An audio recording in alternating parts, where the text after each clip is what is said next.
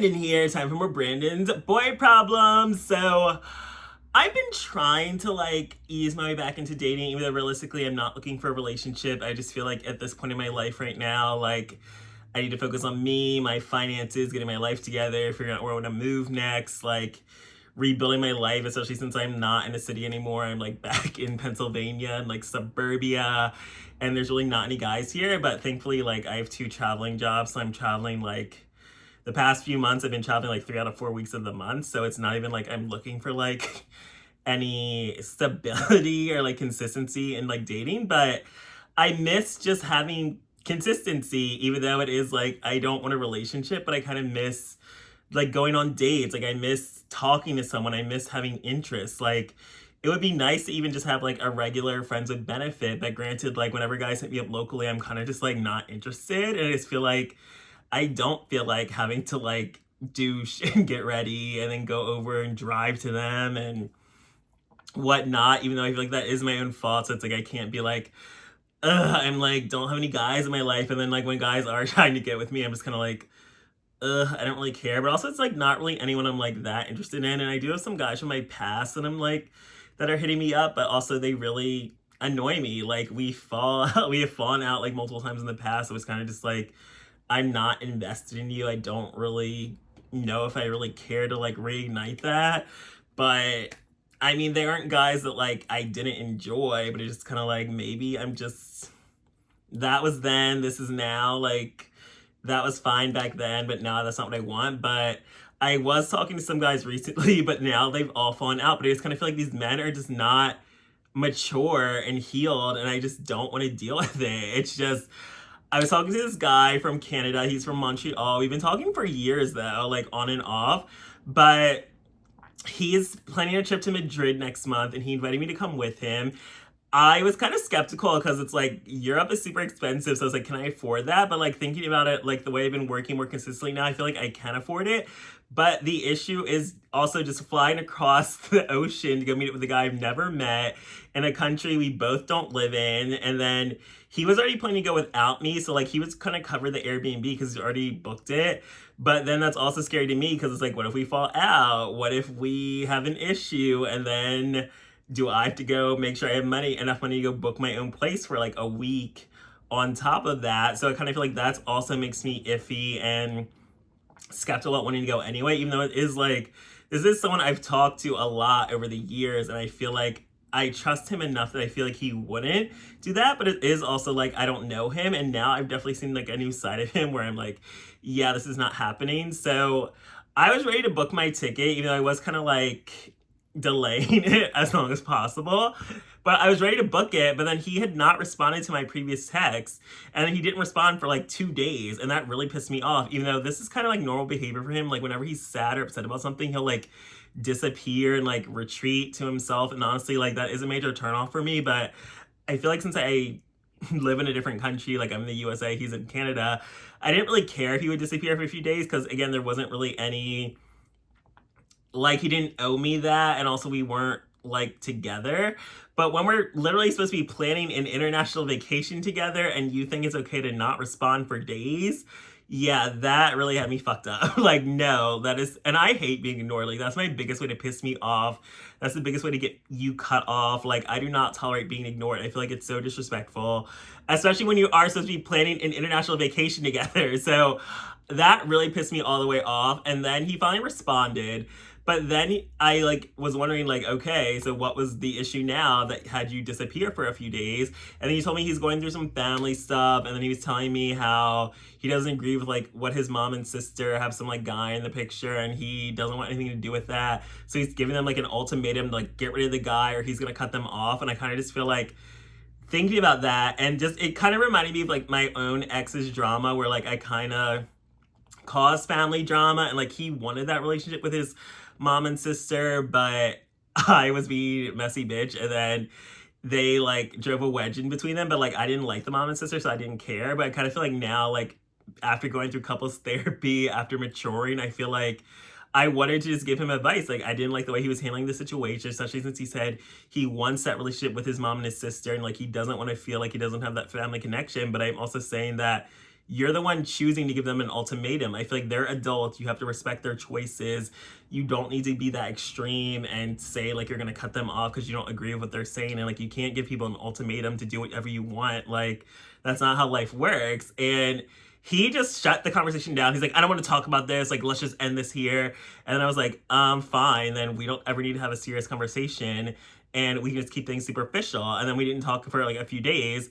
But that pissed me off as well too, because I feel like in a relationship, I feel like now if we're supposed to be planning an international trip together, we're gonna be spending an entire week together in a foreign country where neither one of us speak that language. I feel like I'm kind of treating it like we're dating, but also we kind of did talk about like, okay, we're gonna be open to like hook up with other people, because I feel like it's weird to go to Madrid and then not be a slut, because like he did say he wanted to go to bathhouses and stuff, and like I've been to the bars in Madrid where like they have dark rooms, and I kind of feel like it's his first time in Madrid, it's not mine. So I feel like I don't want to deprive him of the opportunity to like hook up with guys there, and like I don't want to be deprived of the opportunity to hook up with guys there, but also we are going there to be together. So it was weird, but I feel like normally I wouldn't be doing this whole like open thing, but I feel like since we live in different countries and we're going back home to different countries, I feel like we don't need to be monogamous and like limit each other, since it's not like we go to Madrid that often, so I want you to be able to enjoy it. But that just got shut down. And then on top of that, like we don't talk for like a while, and then finally I say like happy Halloween, and then he responds and asks me if I bought my ticket yet, and I said no, because of all this bad communication. Like I find it unacceptable that you think it's okay to ignore me, and I find it unacceptable that we can't have a serious conversation, because when he asked me if something's going wrong in my life, I try to be open. Even if I don't want to be open, I feel like, okay, I like this guy, he wants me to open up to him, let me tell him what's wrong. And I open up and tell him what's wrong, but then and then he'll try to give me advice or something, but then like if it's the other way around, he isn't reciprocating. And I feel like I don't have time for this. And he is younger than me, but it's only like 5 years. I just kind of feel like I don't have time for this. Like I'm not dealing with a man that doesn't know how to have healthy conflicts, like resolve issues, to have a healthy conversation. Like I try to view it as like we're dating, we're planning a trip together, like I want to be with you, like we need to act like we're dating if we're going to do all this, like spend a week together. And he was not reciprocating. So I feel like if I want to view things as more serious, if we are planning a trip together, and you want to view it as still just superficial fun, it's just not aligning. And I feel like we haven't really talked since, because I told him like I still wanted to go, but I just was hoping he would give me more reassurance with like his poor communication that he would do better, but he didn't. He just said like, I understand it's a big deal and this is probably a lot to like go on this trip together, so basically like let's not do it. And I kind of just sent him like that eye raised emoji that's like annoyed, because it's like that's not what I said. And it's just, I honestly just wanted reassurance from him that the communication would improve, but he didn't do that. So he's done. And I was talking to this other guy, but he was like a DL. He wasn't even DL. He said he's openly gay to like people he's close to, but I keep attracting all the like closeted pastors and religious guys, and like I'm an atheist. Like they love my Jezebel spirit, and I'm like, I don't know why I keep attracting religious men. I've always been a huge atheist my entire life. Like I do not believe in God. I do not do religion, and I keep attracting other religious guys that they're not even just religious. They're literally the fucking pastor, reverend running the congregation, and they're not even out to their congregation, but then they're out in your personal life. But I'm like, how are you a gay hoe and like guys know you, but then like at church you're like, everyone thinks you're like just the unmarried pastor? Like I don't have time for that. And then he was like uncomfortable like even saying he's gay, even though this man's like almost 40, and then he's saying like, I'm just me, I don't like labels. But then I'm like, do you ever hook up with women? Because he told me he used to be married to a woman like 5 years ago, but then he's like, no, I don't have any interest in women. So I'm like, you're gay. Like I don't have time for a nearly 4-year-old man who can't even admit they're gay. Like that really pissed me all the way off. So I was like, yeah, this isn't a match.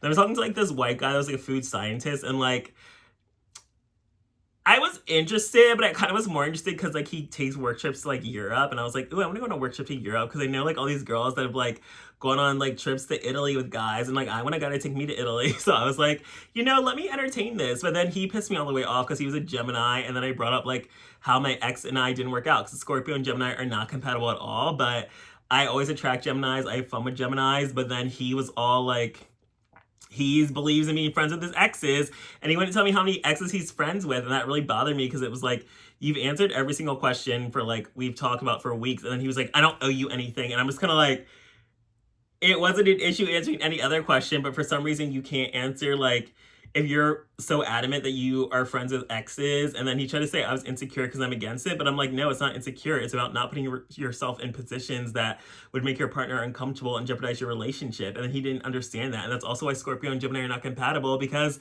we just think too differently. And I kind of just felt like he was a waste of time. And also, like, these guys all live far away, so it's just kind of like, it is easy to cut them off, but it's also just like, I don't mind distance because there's nowhere really like locally I'm interested in, and like I have to travel anyway for like, and like I don't mind traveling for like a date or like a fun day together, but yeah, I just don't have time for bullshit. Like, I'm not telling a guy this, his entire friend group is just all guys he's fucked and dated and been with in the past. Like, if you don't know how to be friends with other gay men without fucking first or having feelings with them first, like, you have issues. Like, I don't have time for that.